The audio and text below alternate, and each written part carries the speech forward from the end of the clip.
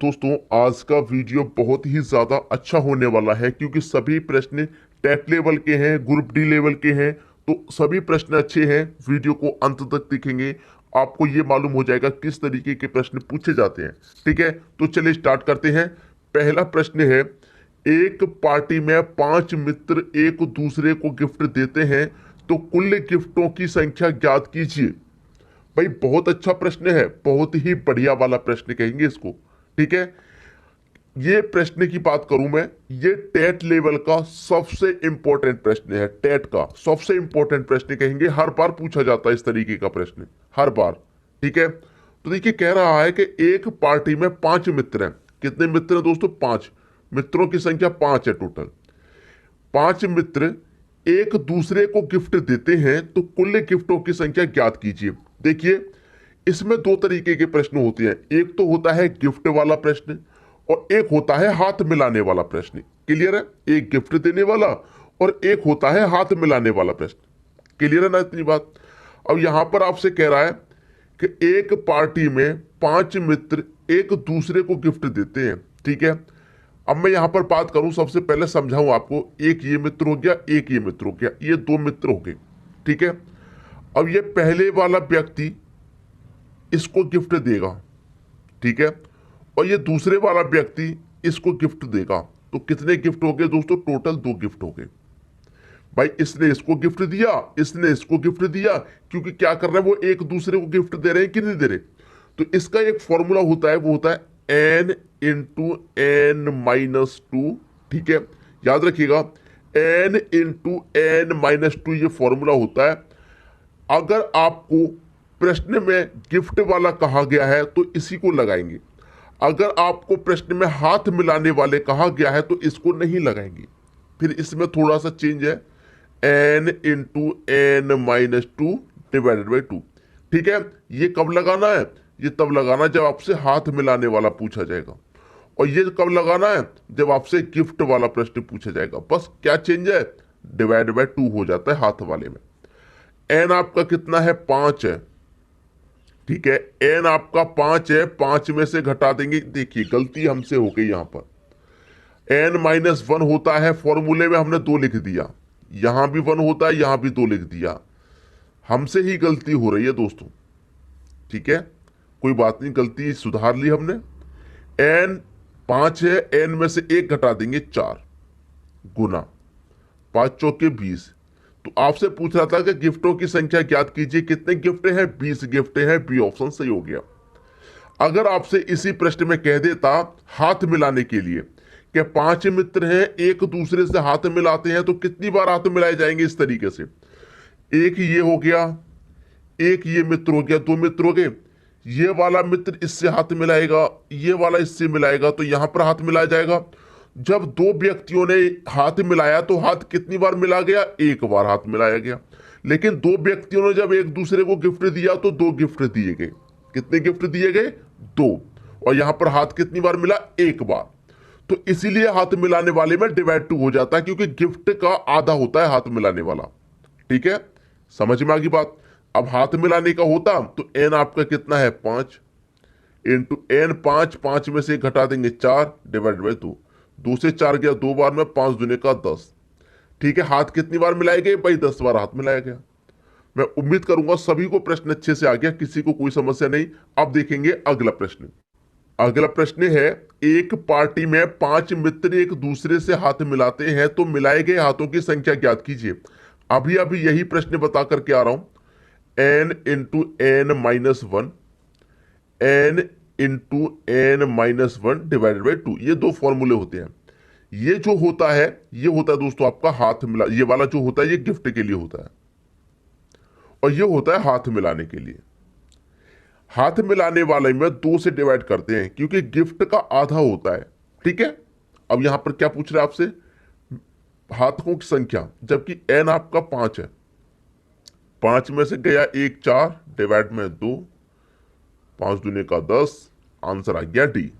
Clear है दोस्तों सभी को? ये प्रश्न अभी अभी मैंने कराया है पिछले क्वेश्चन में, लेकिन यहां पर हाथ मिलाने वाला है। कोई बात नहीं, मैंने पहले ही समझा दिया था ये। तो अब आपको इस प्रश्न में कोई दिक्कत नहीं होने वाली है, हाथ मिलाने वाले में और गिफ्ट देने वाले में कोई समस्या नहीं होने वाली। ये फॉर्मूला याद रखने ना, ठीक है, n-1 गिफ्ट वाले में और n-1 डिवाइड बाई 2 गिफ्ट हाथ वाले में, ठीक है। अब देखते हैं अगला प्रश्न। अगला प्रश्न है, एक चिड़ियाघर में खरगोश और कबूतर हैं। यदि सिरों की संख्या 90 है और पैरों की संख्या 224 है तो कबूतरों की कुल संख्या क्या है? ये प्रश्न बहुत बार एग्जाम में आपको देखने को मिला होगा, लेकिन सबसे आसान तरीका मैं आपको बताने वाला हूं, ठीक है। देखिए करना क्या होता है, आपको हमेशा सिरों की संख्या लीजिए। सिरों की संख्या आपने ले ली, ठीक है। आपसे क्या पूछ रहा है? कबूतरों की संख्या। कबूतर के कितने पैर होते हैं? 2।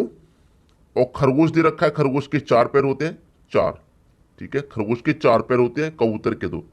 आपसे पूछ रहा है कि कबूतरों की कुल संख्या क्या है? कबूतर के 2 पैर होते हैं, मतलब 2 पैर वाले जानवर का पूछ रहा है। हमेशा याद रखिएगा, जिसका पूछेगा उसके अपोजिट से गुना करना है, ठीक है। सिरों की संख्या लिखनी है हमेशा। हमसे पूछ रहा है 2 पैर वाले का, तो 2 का अपोजिट हो गया 4 पैर वाला, तो हमें क्या करना है? 2 के स्थान पर 4 से मल्टीप्लाई करना है। कितना हो जाएगा? 9 चौके 36 और 1 0 360। क्लियर है? 360 हो गया। इस 360 का और पैरों की संख्या का आप अंतर कर लीजिए। अंतर करना, जो ज्यादा होगा उसमें से कम वाली घटा देनी है। तो 360 ज्यादा है, 224 कम है। कितना आ जाएगा? घटाने पर 136 आ जाएगा। इस 36 में आप 2 से डिवाइड कर दीजिए, बस कितना आ गया? 68। 68 हो गई कबूतरों की संख्या। बी ऑप्शन सही, ठीक है। अब आगे निकाल लीजिए, 4 पैर वाले का पूछे तो देखिए, सिरों की संख्या लिखिए हमेशा। अब हम निकाल रहे हैं 4 पैर वाले का। 4 पैर वाले का निकालेंगे तो 4 का अपोजिट 2 पैर वाला होता है, तो इसका मतलब 2 से गुना करेंगे। कितना हो जाएगा? 180। और पैरों की संख्या कितना है? 224। इनका हमेशा अंतर कीजिए, ज्यादा में से कम को घटाइए। तो यहां पर मैं 224 में से 180 को घटा दूंगा तो 44 आएगा। इसको 2 से डिवाइड कर दो, बस 22 आंसर। तो खरगोश कितने हैं दोस्तों? आपके 22। अगर आप इनको 68 को और 22 को जब जोड़ के देखेंगे कितना हो जाएगा? 8 और 2 10 का 0, कैरी का 1, 6 और 2 8, कैरी का 1 9, 90 हो गया। और दोनों के सिरों की संख्या 90 है, तो 90 यहां पर निकल के आ रहा। सिरों की संख्या, कोई भी जानवर हो उसका सिर एक ही होता है, तो इसका मतलब 68 सिर कबूतर के हैं और 22 सिर खरगोश के हैं, दोनों मिलाकर के 90 हो जाएंगे, ठीक है। तो यह तरीका होता है इस प्रश्न को सॉल्व करने का, ठीक है। अब देखते हैं अगला प्रश्न। अगला प्रश्न है, किसी व्यक्ति के पास कुछ मुर्गियां तथा गाय हैं। उनके पैरों की संख्या 140 तथा सिरों की संख्या 48 है, तो मुर्गियों की संख्या ज्ञात कीजिए, ठीक है। मैंने आपको क्या बताया? हमेशा क्या लेना है आपको? सिरों की संख्या। तो सिरों की संख्या 48 है।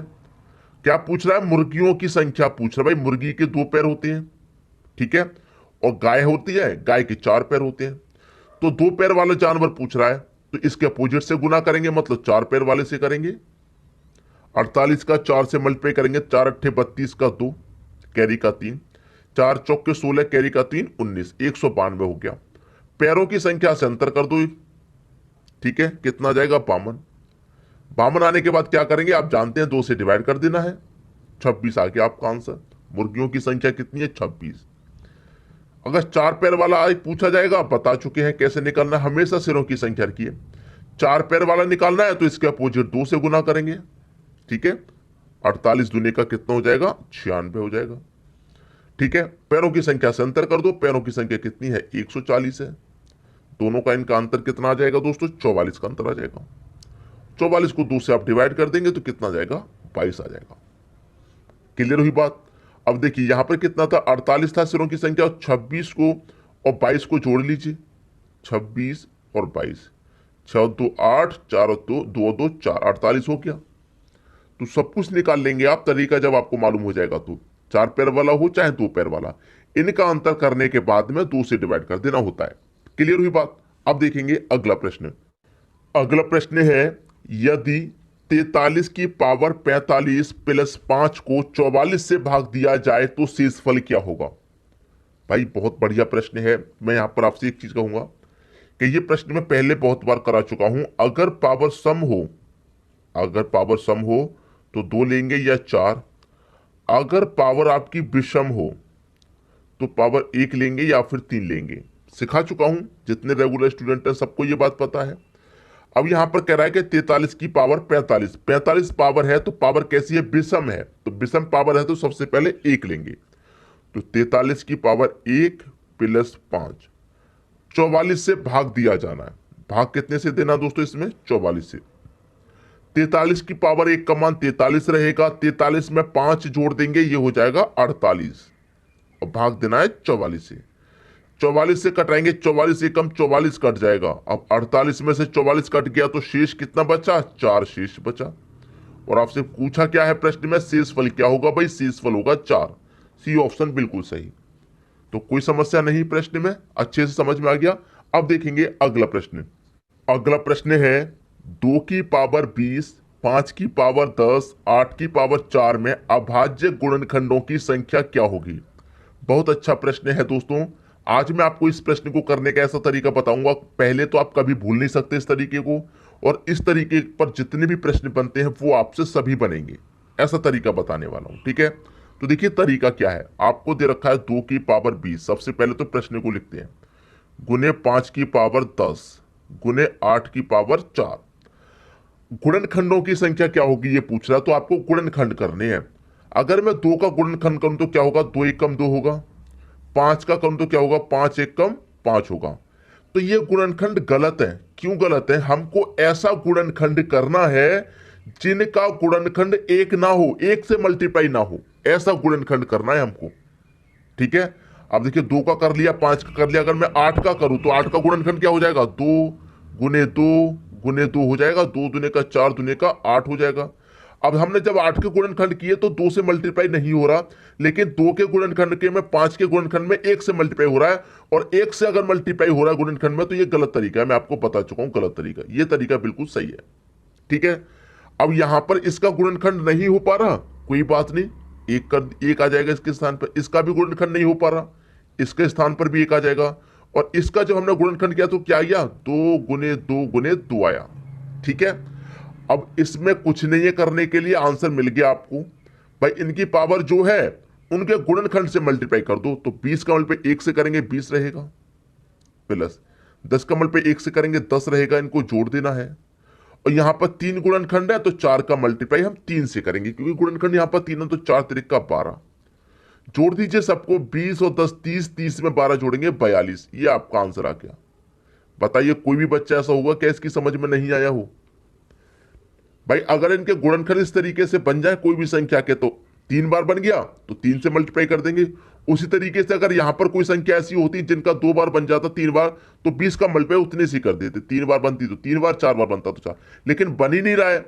1 से बनना है तो 1 से हमें बनाना नहीं है। 1 से बनाने का मतलब है कि यहां पर 1 ही आएगा, फिर ठीक है, 1 ही आएगा। मैं उम्मीद करूंगा कि सभी को प्रश्न बहुत अच्छे से समझ में आ गया, किसी को कोई दिक्कत परेशानी नहीं होगी, ठीक है दोस्तों। वीडियो देखने के लिए आपका बहुत बहुत धन्यवाद।